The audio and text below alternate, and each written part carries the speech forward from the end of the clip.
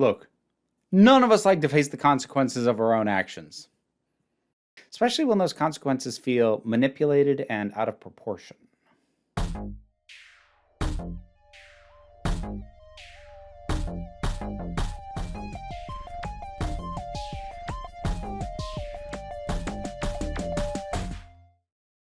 Hey there, folks.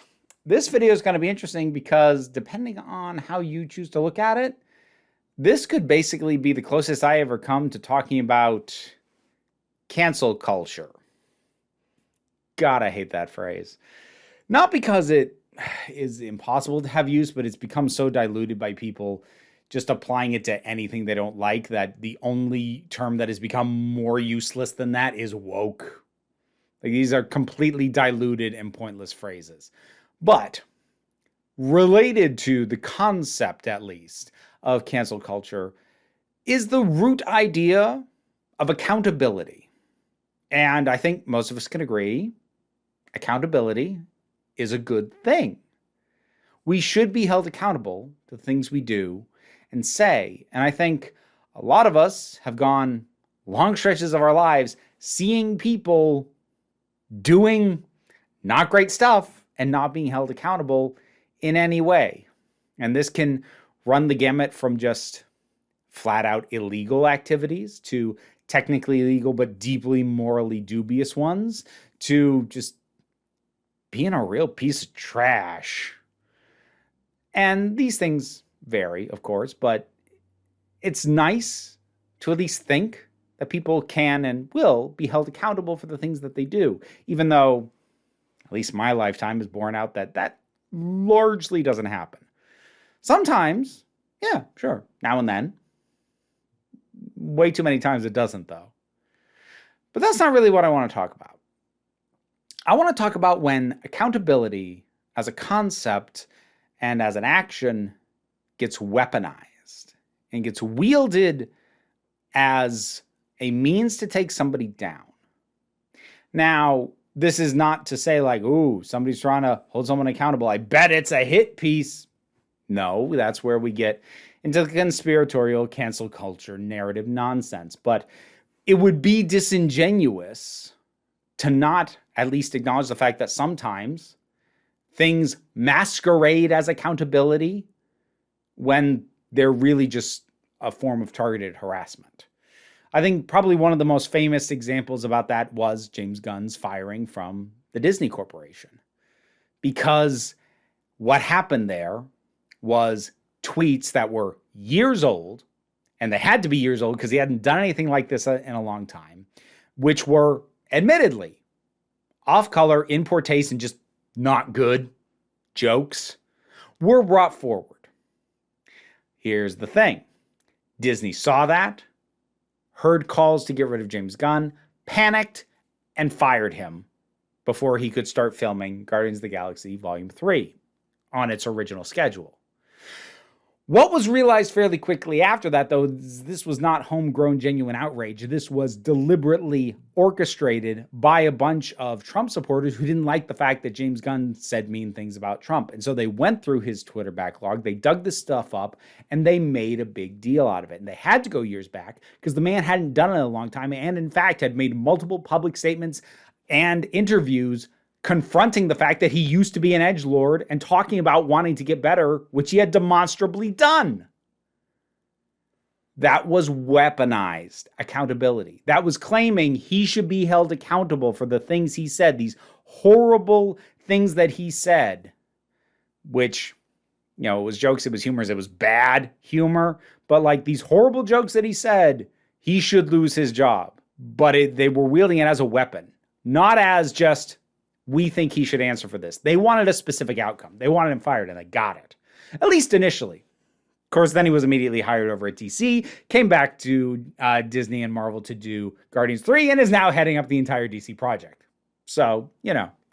But I think that works as a very strong, solid go-to example that people are familiar with at this point.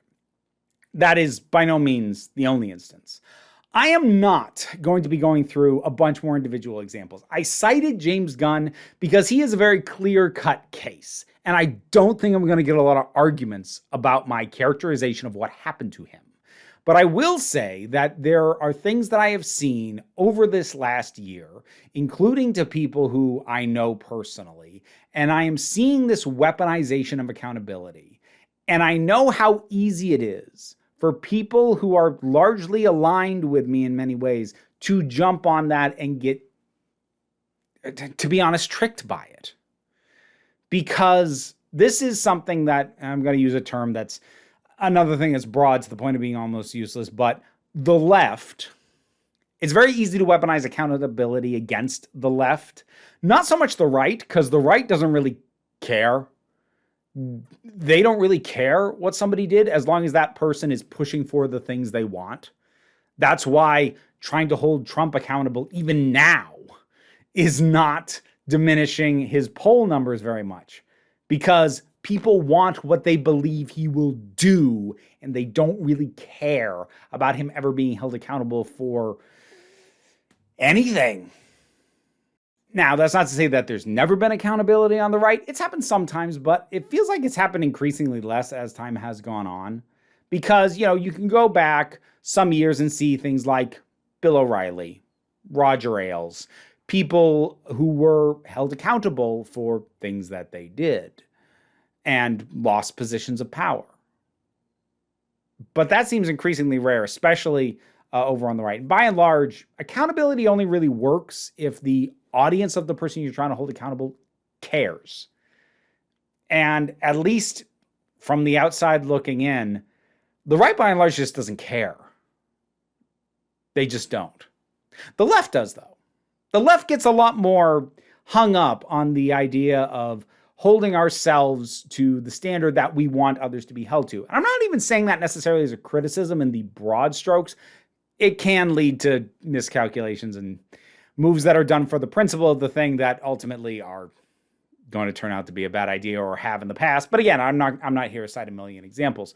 But accountability can get used and weaponized against left-leaning content creators or left-leaning figures, be they government, public, whatever, because the left-leaning audience and fan base cares a lot more about accountability. And because they care, they can be whipped up into a frenzy by a bad actor.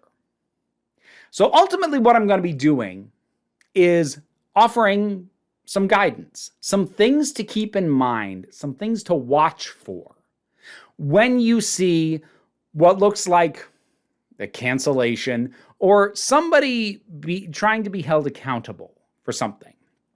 Because I think another thing the left is very used to is being disappointed by the people who we put faith in initially.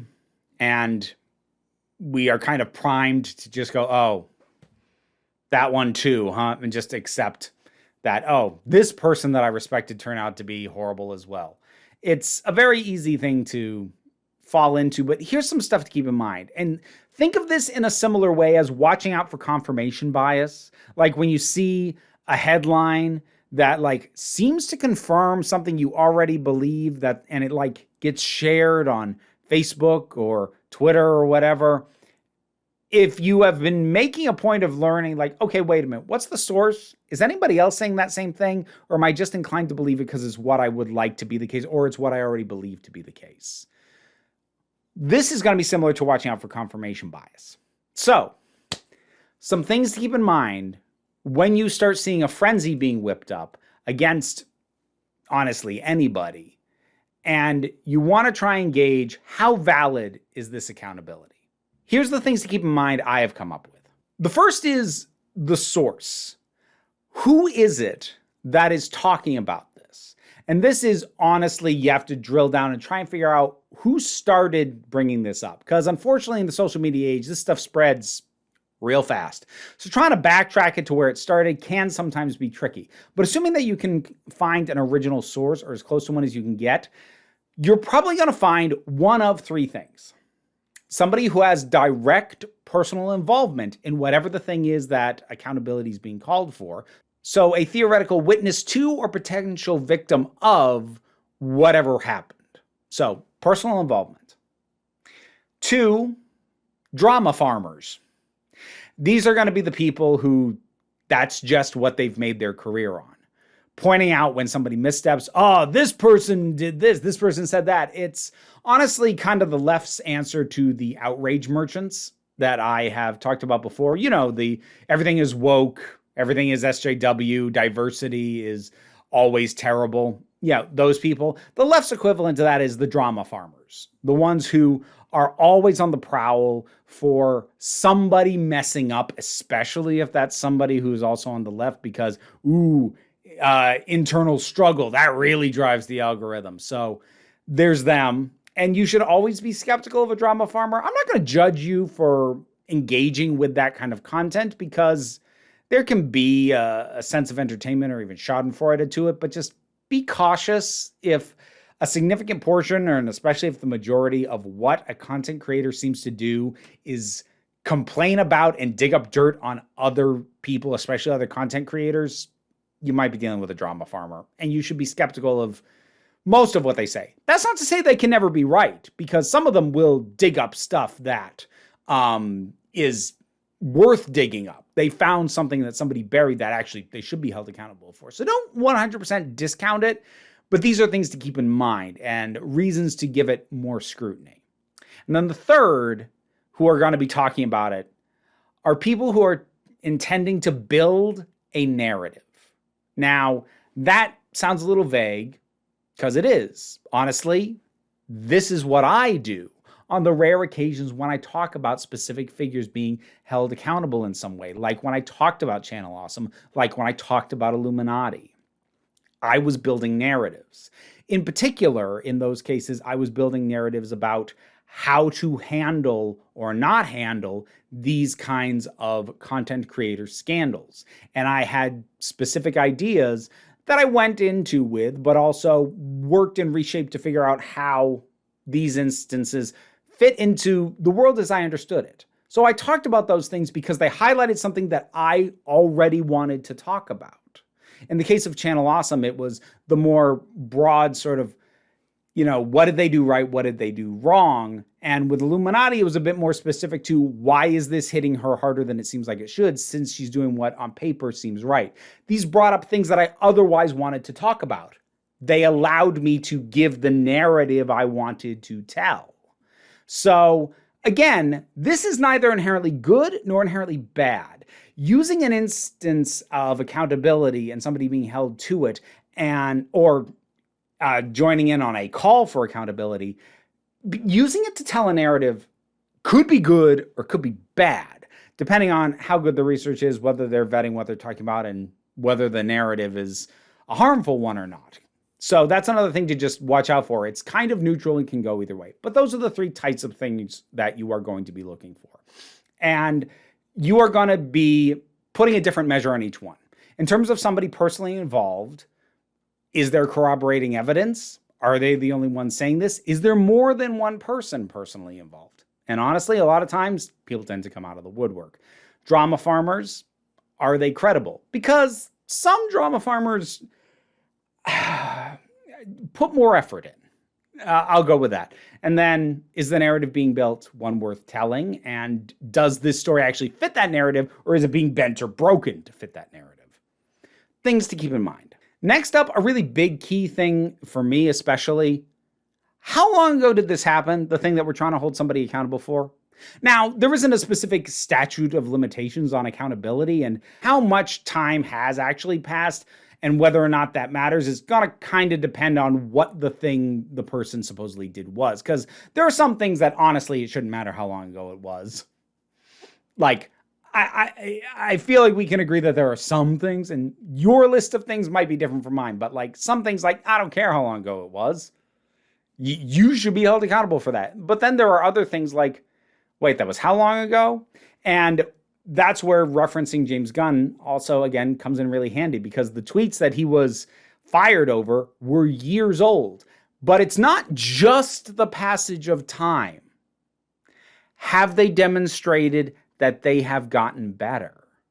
That also factors into whether or not the thing that they are trying to be held accountable for was a one-off or a pattern of behavior. So again, to use James Gunn, it was a pattern of behavior. He did these kind of edgy, awful jokes a lot. But he also stopped, and he went years without doing them, and he hasn't started doing them again. And that's where how much time has passed matters. So whenever you see somebody digging up, hey, this person did this 5 years ago, unless it is an action that falls under your heading of, I can't deal with somebody having done that ever, then think to yourself, why'd they have to go that far back? Why couldn't they find a pattern of more recent behavior? Which, of course, then brings up the idea, has this been addressed before? And again, in the case of James Gunn, it had been. He'd talked about it already. Because sometimes, even if it was a long time ago, and even if there is an improvement in the behavior, it's still possible that it was never properly acknowledged and reckoned with. So sometimes there maybe should still be some accountability, if only to get the person to acknowledge publicly, yes, I understand that that was wrong. You shouldn't just assume that because so far as we are aware, they don't do that anymore, that they understand what is wrong. Getting an apology and getting them to demonstrate that they understand why something that they did was not okay, yeah, that matters. There's always the issue of how much evidence is there to support whatever it is the accountability is. And obviously, if it's an action against a person, are there witnesses? Has this happened to more than one person? If this is an online sort of incident, like how many people have receipts to this? How much do we trust them? And here's where I'm just going to briefly talk on the idea of likes, because I see it very frequently brought up that people will go, hey, this person liked these tweets from this horrible person. And you got to be careful with tweets. I'd say, well, here's the first thing I'll say. Trying to hold somebody accountable for liking things like tweets or Instagram posts, condemning them for their likes alone, I think, to me at least, feels dicey.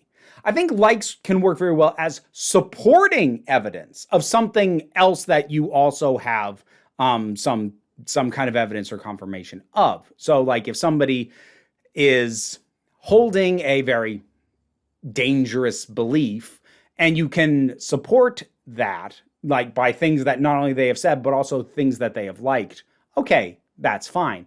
But if somebody is trying to drum up a mob to hold somebody accountable, and they're just saying, oh, well, they've liked tweets and Instagram posts by this person, and this person. And even if those are bad people, if they're not going to tell you what the specific posts or tweets were, I'm going to be skeptical, because you don't vet everybody that you ever like a tweet from. I know it's a joke, like, oh, who likes by accident? It's not that you like by accident, it's that you might not know the full details of who the heck it was who posted it. Who has the time to vet every single interaction they have out in the wild of the friggin' internet? Nobody. Now, does that mean that maybe they shouldn't be notified of, like, hey, maybe don't like that person? No, I like maybe bring that to their attention politely. This is the point where I point out, do not harass anybody. Be it someone who is trying to be held accountable or the people trying to hold that person accountable. Don't harass anybody. I shouldn't have to say that. But I'm gonna, and we're going to move on. But anyways, likes are decent for supporting evidence. But generally, the quality of that has to do with, is there a problem with the specific post that was liked or just who it came from? Because sometimes you don't know that there's a problem with the person whose post or tweet you liked. Sometimes it's worded in a way that has dog whistles that you don't know and don't recognize. And again, volume matters. Has the person liked this sort of thing a lot or a couple of times? So again, another measure to keep in mind. Now here's the big one for me. The use of someone's own words. If the thing that somebody is trying to be held accountable for or get canceled for is a clip, video or audio of their own words, how much context do we have? And how much context is being provided by the people shouting that they should be held accountable? Now, again, I am not going to cite specific examples here just because it's going to start fights in the comments. However, I do have some very specific examples in mind for this sort of thing. Context is everything. And that applies to every other point that I've brought up in all of this. Context is king. The context of what else has this person done, what else has this person said, and what is the full context of the clip you are using of them. Because if somebody is passing around a 30-second or a minute clip of somebody and they're not linking you to the entire source, why? What context do they not want you to have? Because the reason to not, there can be a reason to not just give people whatever the original source is, depending on the length and how long the relevant section is. Maybe you can't expect people to watch that, but you should be able to have the snippet that you're saying they should be held accountable for, but then also provide a link and the way for people to find the full context in which that appeared, so that people can be sure you did not put your thumb on the scale. Because sometimes when you look into the full context of audio and video clips, the context is immediately apparent. And it's also immediately apparent why they didn't include it. It can get really blatant sometimes. Context is king. And context is not just the full original source, but also the context of what else has this person done and said. So if something feels like it doesn't fit, question it. Don't automatically assume that's not the case, because sometimes, like when I talked about Illuminati, what we were hearing felt like it didn't fit who her audience thought she was. Now, as the evidence piled up to support the reveal of what kind of person she actually was, that's why her audience turned on her. Again, I did a whole video on this. But they turned on her because the full evidence was provided. But initially they were skeptical because the context of the image she'd built didn't fit that. And so full evidence and receipts were kind of needed. And since they were able to be provided, what happened is what happened. I said I wouldn't cite specific examples. I'm not going to talk about any of the ones that inspired this, but I'm going to bring up a vintage one. Blair White is the queen of out-of-context clips. She lives to snip out tiny bits of things that people have said and just tear those things apart and paint an image of the person who said that, or an image of what it was they said that is in complete contradiction. She loves to put fake quotes in the titles of her videos and pretend that the person whose head she sticks in a thumbnail said those exact things. Yes, I do have a personal stake in this. And actually, you know what? I'm going to let somebody else sum this up because he did it really well. Another video right here called "I'm transgender for attention," which is also in quotation marks. And the person in this video also never said that. I went back and found the original video she's reacting to, because at this point, I have to fact check everything Blair's doing. And in this video, this person is talking about how her experience doesn't take away from other people's experiences. And Blair flips it and makes it sound like she's saying the opposite. And honestly, Blair White's somebody that should have thrown up a bunch of red flags, because all she ever did was provide tiny snippets of a person, tiny instances, either from only one video or only one article that was written or only one interview, and then just go off on that. Not provide multiple sources, not cite multiple things, strip as much context as possible so that she could build the narrative she wanted. Blair White is both fitting people into the narrative that she wants and a drama farmer. She does both. So there is overlap as well. And it is possible for even people who are directly personally involved in some of these things to also be drama farmers or want to build a narrative. The things that I've laid out before are types, and you can multi-class in these things. And I don't know how helpful all this is ultimately for people. I don't know who's going to watch this all the way through to the end. I was going to say I don't know who needs to hear this. I know a lot of people who need to hear this. I don't know how many of the people who need to hear this will listen. But I've seen the notion of accountability, which is a good thing, wielded as a weapon too many times in this last year. And wielded in a way that if more people just stopped and paused and thought, wait, what's the context of this? It was how long ago? How much evidence is there for this? Who's the source? If these questions got asked by more people, this stuff wouldn't get as big as it does. And we wouldn't see people like James Gunn getting fired. But we do still see it. Because it's easy to do less work if it fits a narrative we already believe. Coming back to confirmation bias. Confirmation bias isn't a thing people do because they're evil. We do it because it feels like, oh, well, I don't have to do work then. That fits what I already believe. Cool. Trying to navigate this age, this time in which we live, is work.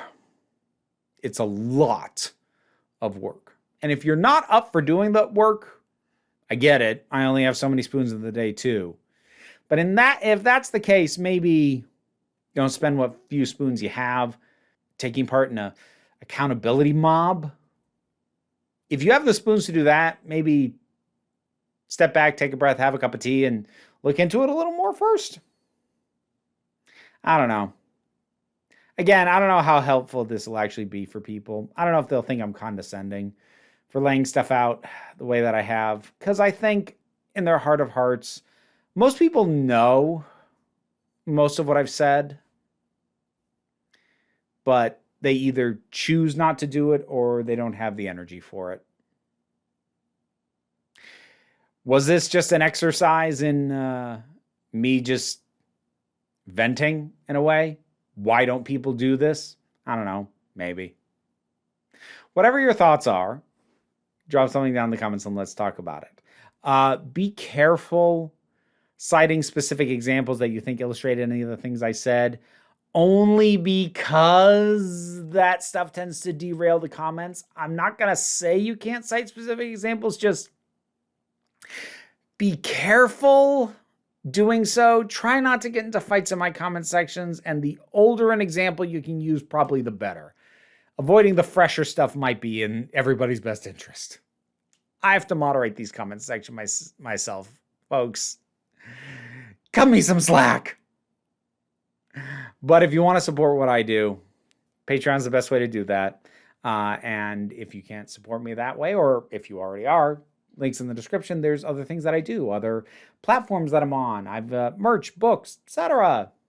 Check them out, but don't worry too much about it.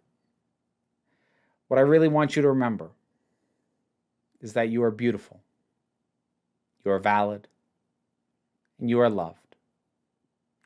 You are the council. I'm just running the meetings. And until next time, this council is adjourned.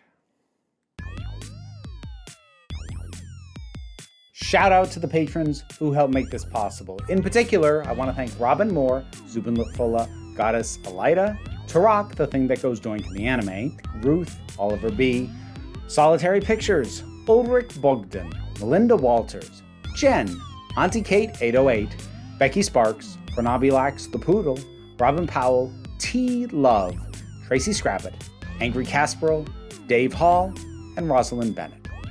There's being able to hear me try and pronounce your name, plus a whole bunch of other rewards in the Patreon. You can check out the tiers, but if you're already on the list, thank you so much.